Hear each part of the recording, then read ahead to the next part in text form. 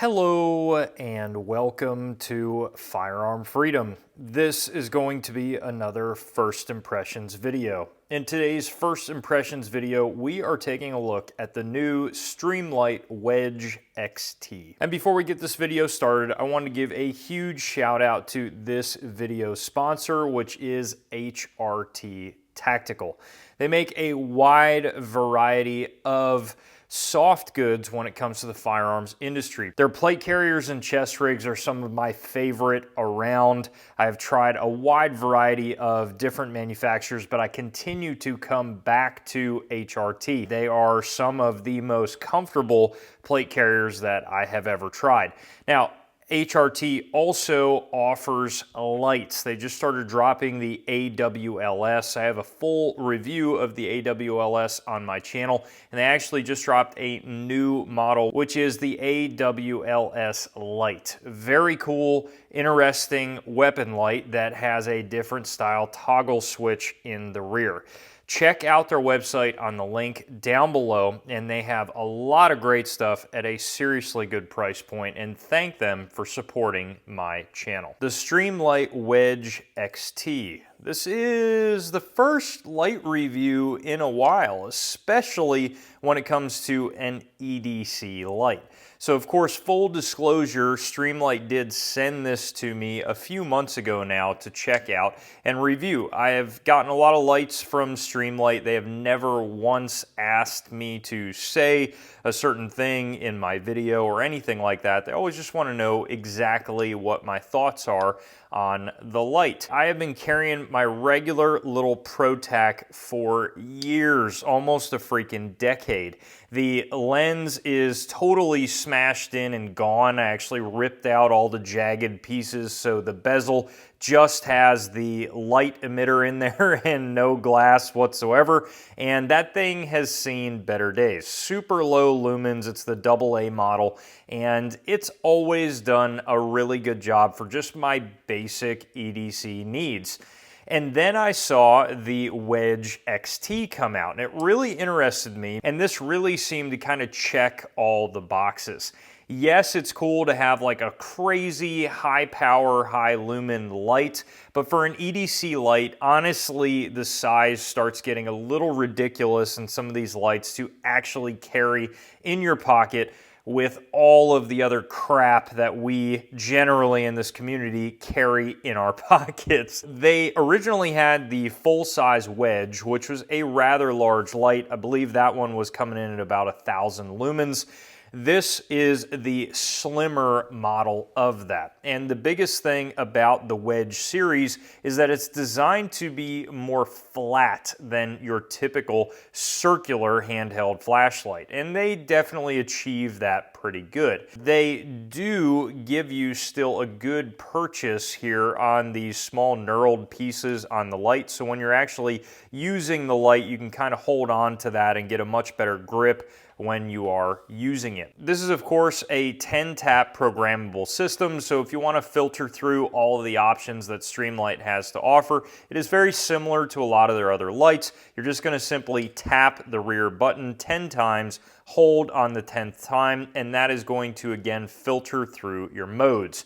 It also has a 5-tap lockout position. I should be using the lockout position a little bit more. We're going to talk about that as time goes on, but that's actually somewhat of a gripe that I have about this particular light. This one on the high setting is coming in at 500 lumens and 1900 candela. Typically speaking, in today's day and age, Streamlight comes in at higher lumens, lower candela, and that's kind of the opposite of what you see a lot of people in the flashlight world kind of desiring in this time. But I gotta say, I never really mind the high lumen, low candela, because for my uses in a flashlight, I am typically looking at something relatively close up, and I want the ability to really span the brightness out to a larger area rather than drive it out to a further distance. So for me, lumens are more my friend, and candela I can kind of take or leave depending on, of course, the situation. That is a grossly oversimplified way to describe lumens and candela. The low setting on the light is 50 lumens and 200 candela. Now, I gotta say, they say the beam distance here is on high 87 meters, and I'm just not seeing that at all. Maybe it's just me and how I use the light, but because the throw, which you guys are going to be seeing in the B-roll all throughout this video, the throw is very, very wide. For EDC tasks, that's phenomenal. It does a very, very good job at lighting up a whole room or the whole area in front of you. But I really see that beam dying off in maybe 30 or 40 feet. It's really starting to disperse a good bit. And maybe that's just my eye playing tricks on me because, again, there's no defined hotspot in the Wedge XT. So essentially, it is just brightening up the entire area, and it's really tough to figure out exactly where that brightness is stopping, if that makes any sense. It just coats the whole area, and I personally, in my experience and use with this light, am able to see at least out to about 30, 40, maybe 50 feet, and that is a really good amount of brightness. Past that point, is the light still reaching it? Yes, but because there's no defined hotspot and because that candela is a little lower, I'm not really able to accurately see out to those distances as much as I would like. Now, in order to get to the low setting as it comes from the factory, you click and then click again, and you'll be in that low 50 lumen setting. And if you just click and hold, it is high, or if you click once momentarily, it will go to constant high. The runtime in the high setting is about 2 hours, and over the past few months, I've charged this light probably about 5 or 6, 7 times, maybe somewhere around there, and it has done really well. In fact, a lot of the times I feel like I'm maybe getting over 2 hours of usage depending on the situation, and that could possibly be the case with just not holding it on the entire time, but just using it sporadically in the high setting.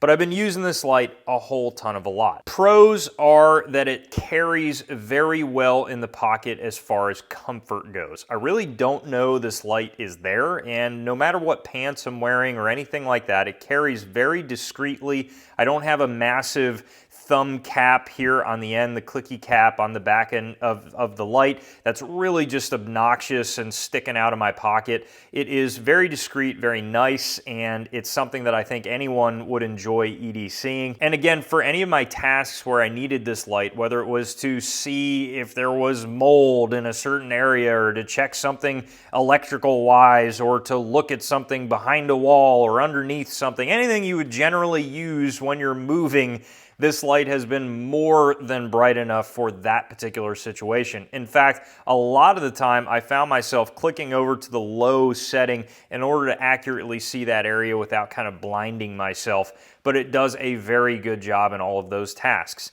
Now, as far as my gripes about the light, there's one main one, and I really am not a huge fan of it, and that is this button.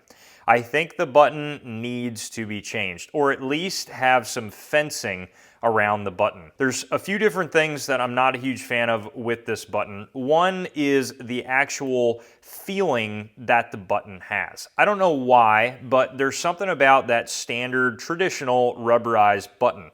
This is a plastic button, and it's not as positive as I would like it to be. You definitely, you're clicking it. Obviously the light comes on, but there's no click in, click out. It is silent, which I guess is cool, but it doesn't give you that nice positive feel that generally you want a light to have, at least in my opinion.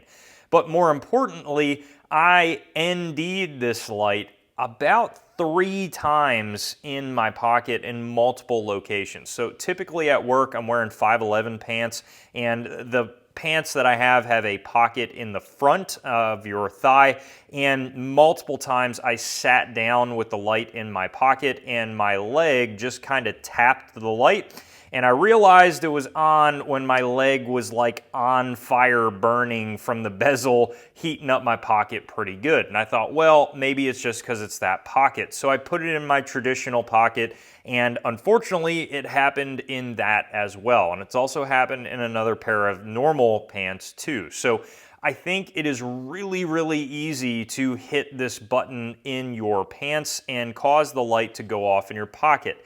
Is it the end of the world? No, but it is somewhat of a safety risk of this thing just massively heating up your leg or overheating or whatever. Could something catastrophic happen? Probably not, but a lithium battery getting super hot in your pocket is definitely not the best thing to have happen. So I think a little bit of fencing around this area would handle that problem. And of course, I do have to mention that Streamlight does have that lockout position with this light. So you can lock the whole thing out, but I think that's super impractical to lock the light out and then have to unlock it for your EDC tasks, for whatever tasks you need it for. Generally, when you need a light, you need it like right now, and to lock it out, to put it back in your pocket, it doesn't make a whole ton of sense to me. Now, this is USB-C rechargeable, which is great. I have no complaints at all about the way that this thing charges up. Charges up fast. I don't have to worry about anything on here. Just plug in the charger and I'm good to go. No concerns whatsoever there. And then usually what I do is I test the light in the daytime. I click it down and it'll show you green when the battery is good, red when it's bad. And this thing doesn't really like taper off slowly. When it is dead, it just goes from working to not. That's been my experience with it. It will do awesome, be super bright, and then just boom, doesn't work. And that's because the battery is dead. So just know that going into the light. And the final gripe that I have about this light is traction. I think having just a little bit of texturing on the body of the light would be excellent. This texturing here is nice to be able to grip your hand on there, but really it's very smooth. It's very easy to have this thing slip out of your hand. And I know the design is supposed to be a very sleek EDC light, but again, I think a little bit of traction here would go a long way. Guys, that is going to wrap up this first impressions video on the Streamlight Wedge XT. If you guys have any other questions about this light or anything else on my channel, please throw them down below in the comment section and I absolutely will get back to you.